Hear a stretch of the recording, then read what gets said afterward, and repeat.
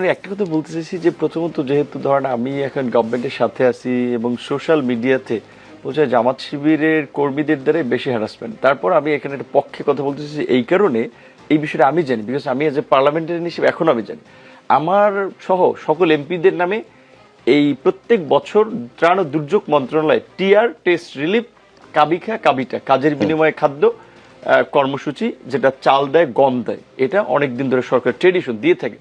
But এখন কেউ কাজ করে আপনার 10-এর চাল নিবে না বা 20 কেজি গম নিবে না, এখন সবাই টাকা নিয়ে যায়। সেই ক্ষেত্রে আমাদের ত্রাণ ও দুর্যোগ যে উপজেলা কর্মকর্তা আছে ওনারা এটা একটা প্রসেস মেনটেন করেন যে টাকা যখন নিতে চায় তখন যারা ফরিয়া তখন সরকারি চাল কিংবা এসে ওনারা একটা বৈধ, এটা বৈধ বিকজ সে টাকা নিচ্ছে, সে নেবে টাকা 5 কেজি গম নিয়ে 10 কেজি গম নিয়ে সে গম খায় না, কিন্তু চালটা সে এখন টাকা লাগবে তার।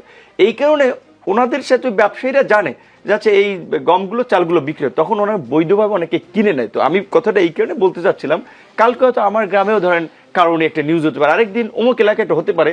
তো এই ঘটনাটা যেই মিডিয়া নিউজ করেছে কোনো মেইন স্ট্রিম করেছে কিনা আমি জানি না, এবং তারা আসলে জানে কিনা যে বিষয়টা কি ওইরকম ভাবে যে সরকারি যে টিআর কাবিখা টাকা নেবে। নিউজ করা তো আসছে পরে, আগে প্রশাসন যে জব্দ করেছে তারপর তারা নিয়ে এসেছে।